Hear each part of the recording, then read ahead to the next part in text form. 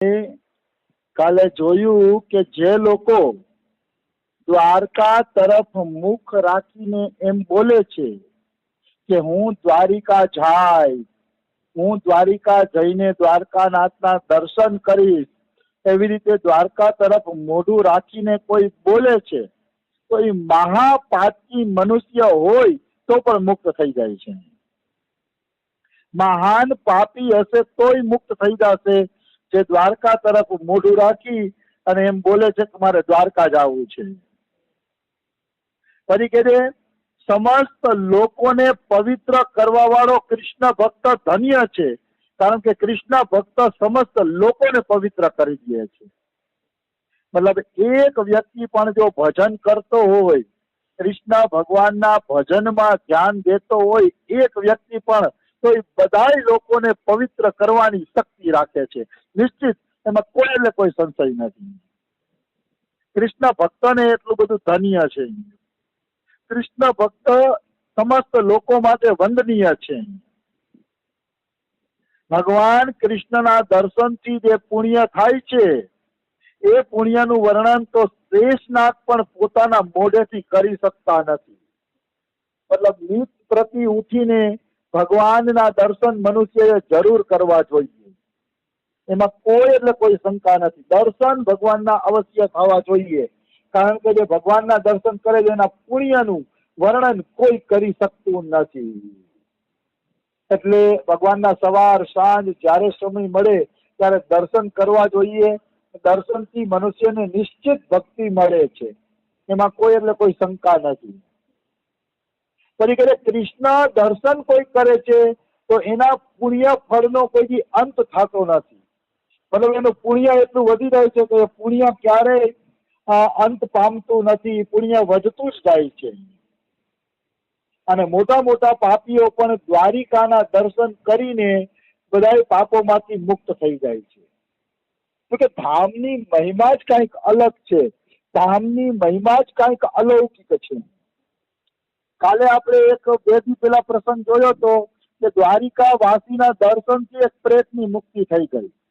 તો અમારા ગોવર્ધનમાં પણ એવો એક પ્રસંગ બન્યો છે. ગર્ગ સંહિતાની અંદર આ પ્રસંગ આવે છે કે એક ભક્ત ગોવર્ધનની પરિક્રમા કરવા માટે આવ્યો હતો.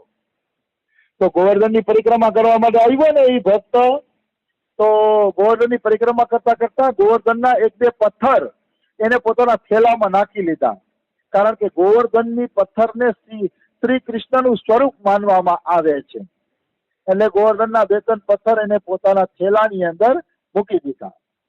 પછી ગોવર્ધનની પરિક્રમા એને કરી, પ્રેમપૂર્વક ગોવર્ધન પરિક્રમા કરીને એ પોતાના ગામ તરફ પાછો ફરતો હતો. તો પાછો ફરતો હતો ને તો રસ્તા વચ્ચે પ્રેતે એને પકડી લીધો અને પ્રેત એમ કહે હું તને મારી જ નાખું, કે રેવા જ ન દઉં, હું તને ખાઈ જ જાવ. પ્રેત પકડી લ્યા છે. તો એમ કે ભાઈ તું મને પકડમાં, મને શું કામ પકડે છે? કે ના હું તને ખાઈ જાઉં. તો ભીખમાં ને ભીખમાં આ એવું કર્યું, ઝોલામાં હાથ નાખીને ગોવર્ધનની શિલા કાઢી અને ગોવર્ધનની શિલા ભૂતના માથા ઉપર મારી દીધી. તો ગોવર્ધનની શિલાનો સ્પર્શ થતા જ પ્રેતીઓની માથીઓની મુક્તિ થઈ ગઈ. ગોવર્ધનની શિલાનું એટલું મહત્વ છે કે એ પ્રેત યોનિમાંથી મુક્ત થઈ જાય છે. પછી પ્રેત યોનિમાંથી મુક્ત થઈ ગયું ને એટલે ઓલાએ પૂછ્યું કે લે તું તો પ્રેત હતો ને પ્રેતમાંથી મુક્ત થઈ ગયો છે. તો કે મારે હજી 10,000 વર્ષ સુધી પ્રેત યોનિમાં રહેવાનું હતું, 10,000 વર્ષ સુધી, પણ તમે ગોવર્ધનની શિલાનો સ્પર્શ કરાવ્યો ને એટલે હું મુક્ત થઈ ગયો છું. બધા પાપોમાંથી મુક્ત થઈ ગયો છું. એમાં કોઈ એટલે કોઈ પણ પ્રકારની શંકા નથી. આવી વસ્તુ છે. તો કહેવાનો ભાવ શું છે કે ધામનો આવો પ્રભાવ છે, ધામની શિલાઓનો એવો પ્રભાવ છે, ધામની રજનો એવો પ્રભાવ છે કે એવો પ્રભાવ બીજે ક્યાંય જોવા મળતો નથી. નિશ્ચિત એમાં કોઈ એટલે કોઈ શંકા નથી. પછી કહે છે કે ભગવાન કૃષ્ણના સામિત્યના કારણે ગોમતીનું જળ પારી પણ બ્રહ્મ વિદ્યાની સ્પર્ધા રાખે છે. સ્નાન માત્રથી મોટા મોટા પાપોને ગોમતી ભસ્મ કરી દે છે અને ગોમતીમાં જે ચક્રના નિશાનવાળી શિલાઓ બને છે એ શિલાઓ તો મોક્ષ દેવા વાળી છે. કોઈ એનું પૂજન કરે તો મોક્ષ મળી જાય છે. આગળ એમ કે છે કે દ્વારકામાં જે શિલાઓ થાય છે અને એમાં જેમાં ચક્રનું નિશાન છે એવી જે દ્વારકાની શિલાઓ છે એ શિલાઓ મગધ દેશમાં લઈ જઈને કોઈ પૂજા કરે તો ત્યાં પણ એ મોક્ષ દેવા વાળી છે, મોક્ષ આપે છે એ શિલાઓ. મગધ એટલે જરાસંધ નો દેશ. જરાસંધ પેલા મગધ દેશનો રાજા હતો. એ અફઘાનિસ્તાન પાકિસ્તાનની આજુબાજુ ક્યાંક આવ્યું હશે, મને યાદ નથી સ્પષ્ટ. પણ મગધ દેશ પાપી દેશ છે. એ પાપી દેશની અંદર પણ જો દ્વારકાની શિલાનું પૂજન કરવામાં આવે તો એ દ્વારકાની શિલા મોક્ષ આપે છે. નિશ્ચિત રીતે મનુષ્યને મોક્ષ આપે છે, એમાં કોઈ એટલે કોઈ શંકા નથી. આવી વસ્તુ છે. પછી કહે છે કે દ્વારકાની પવિત્ર ધૂલી પણ પાપીઓને મોક્ષ આપે છે. પછી કહે છે કે જો કોઈ દ્વારકા જવાનો વિચાર કરે તો પણ એમના હજારો જન્મોના પાપો છે ને નષ્ટ થઈ જાય છે. એમાં કોઈ એટલે કોઈ પણ પ્રકારની શંકા નથી. દ્વારકા જવાનો ખાલી વિચાર પણ જો કોઈ કરી લે સાચી રીતે તેના પાપો અવશ્ય નષ્ટ થઈ જાય છે. દ્વારકાપુરીને તો શું વાત કરવી. દ્વારકાપુરી તો દર્શનથી જ મનુષ્યને પવિત્ર કરવા વાળી છે, પાપોને નષ્ટ કરવા વાળી છે. પછી કહે છે કે કોઈ દ્વારકાની યાત્રાએ જતો હોય છે તો દ્વારકાની યાત્રા કરીને કૃષ્ણના દર્શન કરે છે તો શેષનાગ કરોડો જન્મ સુધી પણ એના પુણ્યનું વર્ણન કરી શકતો નથી. શેષનાગ પણ વર્ણન કરી શકતા નથી, એટલું બધું એનું પુણ્ય છે. પછી છેલ્લે કહે છે કોઈ દ્વારકાની મહિમાની વાતચીત પણ કરશે તો પણ બધા પાપોમાંથી મુક્ત થઈ જશે. આ બહુ અગત્યની વાત કીધી. હંમેશા બે જણા ભેગા થાય તો ધામ મહિમાની વાત કરવી, કૃષ્ણની મહિમાની વાત કરવી, આ બધી મહિમાઓની વાતો કરવાથી અવશ્ય આપણા બધા પ્રકારના પાપ છે ને નષ્ટ થઈ જાય છે. એમાં કોઈ એટલે કોઈ પણ પ્રકારની શંકા નથી. કહેવાનો ભાવ શું છે?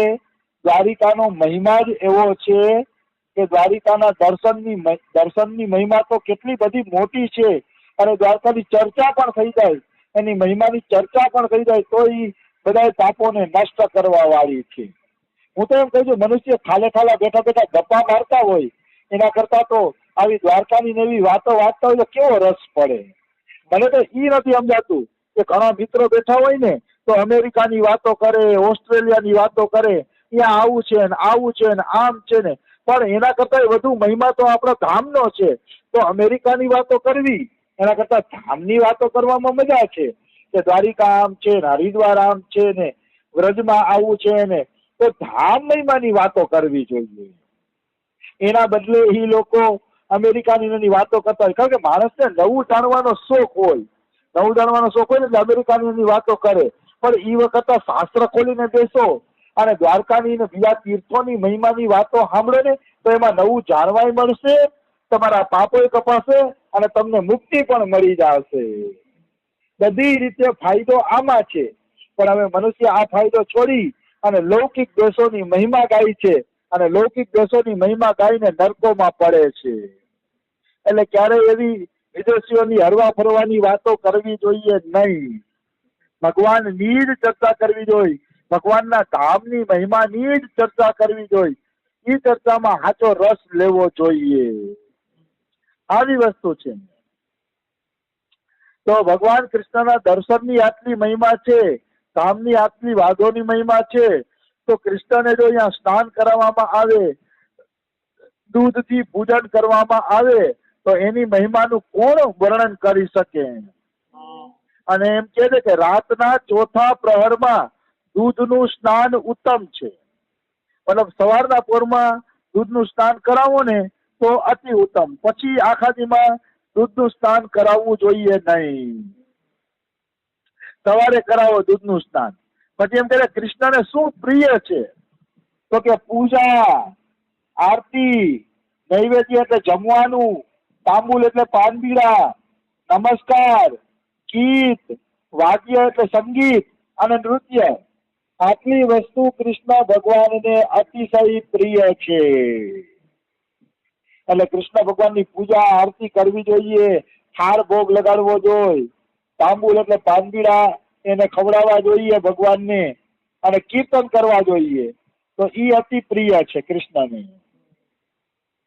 જે એકાદશીના દિવસે ભગવાન કૃષ્ણની પ્રીતિ માટે નૃત્ય કીર્તન કરે છે એ કૃષ્ણનો પ્રિય ભક્ત બની જાય છે, નિશ્ચિત પ્રિય ભક્ત બની જાય છે. એમાં કોઈ એટલે કોઈ શંકા નથી. એકાદશીનું નાચવાનો આટલો મહિમા છે. નરસિંહ મહેતા તો એમ કહે છે કે ભગવાનનો ભક્ત બેઠા બેઠા કીર્તન કરે છે તો ભગવાન ઉભા ઉભા કીર્તન સાંભળે છે, અને ભક્ત ઉભા ઉભા કીર્તન કરે છે તો ભગવાન છે ને નાચી નાચીને એના કીર્તન સાંભળે છે, અને ભક્ત નાચે છે તો ભગવાન એને ગલે લગાવી લે છે. આવું નરસિંહ મહેતાએ કીધું છે.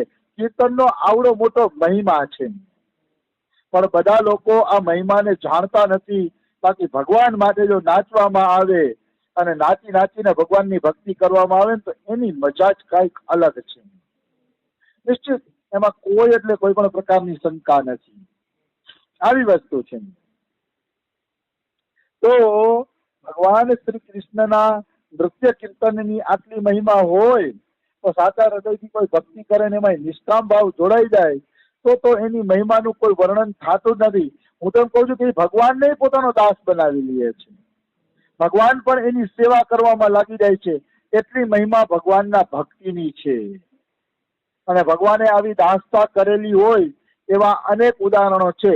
ચોખા મેલાના મરેલા ઢોર ભગવાન ઢસડીને ગામની બહાર નાખી આવ્યા છે, એવા ઉદાહરણ છે. માધવદાસજીને ઝાડા થઈ ગયા હતા તો ભગવાન માધવદાસજીના ઝાડા સાફ કરવા આવ્યા હતા, એવા પણ ઉદાહરણ છે. એટલે આવા અનેક ઉદાહરણો છે કે જે ઉદાહરણમાં ભગવાને ભક્તોની દાસતા કરી છે, ભગવાને ભક્તોની નોકરી કરી છે. આવા અનેક ઉદાહરણ